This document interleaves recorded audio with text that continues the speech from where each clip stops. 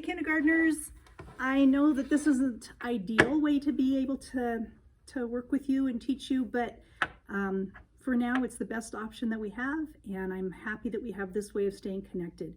I'm missing all of you and hope that soon we can be back together and working on things. I sent a letter out to you last week. I hope everyone received that. And also I know that we're all connected through the Remind app. Hopefully you're checking that. And I don't know if there's some way of setting it up so there's a notification that dings when I send a new message out, but each week I'll be posting a video and a couple resources on the district website. If you go there, there's a link that you can connect to. I think a robocall went out about that. And so anyway, I'm going to do this video today about some card games that you can play at home. And later in the week, I'm going to do one with a science experiment and one with a read aloud of our story this week. So I'm happy that we have this option as a way to stay connected. Feel free to contact me through the Remind app or my school email, and be happy to help you in any way I can. So today what I'm going to do is I'm going to share some card games with you. Hopefully everybody has a deck of cards at home. If you'd remove the face cards first, it'll just be easier to play these games without the face cards in there.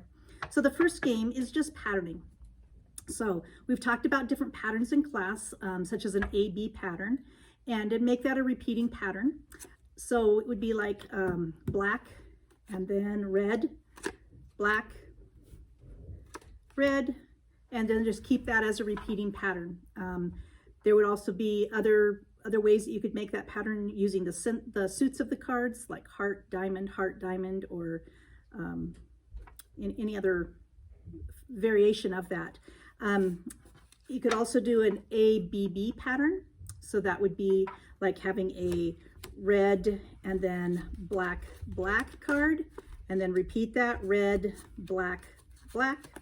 There's also varieties of that particular pattern that you could do. It'd be awesome if you did some of them and shared them with me. That would really make me happy. You could also do an AAB pattern. So maybe you do black, black, red, black, black, red. So an AAB pattern, and then repeat that till you're out of cards to make that, continue that same pattern on. Another challenge that I'll give to you is try doing an ABC pattern. And I'll check back to see if anybody can share an ABC pattern with me. And the next time I do a video, if I've heard from anyone with an ABC pattern, I'll share that with you guys. So that's your challenge, is to see if you can come up with an ABC pattern with your deck of cards. All right. The next game is just laying your cards out in number order. So there's 4 suits, so you'll have 4 different rows of your numbers. So just start with, putting your card down. There's a 4 of diamonds, a 2 of spades, so that's going to be lower than the 4. 7 of spades. I'm sorry, those are clubs, not spades. 10 of spades, 5 of hearts, 6 of spades, 3 of hearts. So I can think about 6. I have a 6 of heart. Is that going to be greater than or less than 5? So if it's greater than, I'm going to put it on the greater side. 6 of diamonds, 4 of spades, 9 of spades, 6 of spades, ace or 1 of spades, 8 of hearts, 3 of, I keep calling spades clubs, but you know what I mean. So just working on laying out your numbers in number sequence 1 to 10. Okay, after you've mastered that, and you'd have 4 different rows. Another activity you can do with a deck of cards is like a game of Go Fish. So you'd have a partner with you, and each person can have, say, 6 cards. I don't have a partner, so I will play against myself here. But so then what I'm going to do is I'm going to be making combinations of 10. And so I would look at my cards. I have a 4. So I have to think, if I have 4, how many more do I need to make 10? So I can count on from 4. 4, 5, 6, 7, 8, 9, 10. I would need to have 6 more. So I would ask my partner, do you have a 6? And my partner would look at their cards and they would say, nope, go fish. So you would take a card from the pile. Then your partner has an opportunity to ask you, and my partner has an 8. So they would say 8, 9, 10. How many more to make 10? 2 more. So they would say, do you have a 2? And I'd have to look at my cards, and I do have a 2. So I would give my 2 to my partner, and they get to have that match of what makes 10. And then have your partner, or when you make a combination, say 2 plus 8 equals 10. So you're saying that equation of what makes 10. Okay, and then it'd be my turn. So I might say to my partner, do you have a, let's see, I have 5. So 5 plus what makes 10? How many more do I need to make 10? Now we know that if we have 5, we need to have how many more? 5 more. So I could ask my partner, do you have a 5? And they do. So they would give me that. I would set down my match and I could say 5 plus 5 equals 10. So I'm working on those combinations to 10. All right, so that's another game. So you can pattern with them. You can play how many to make 10. You can put them out in order for number sequencing. And then one last game is you could play like war.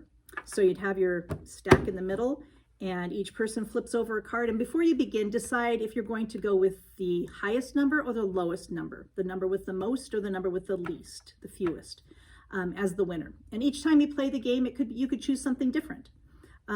So this time I'm going to say, let's go with the least or fewest number of on the card. So my partner got a 9 and I got a 9. So I guess that's where we have war.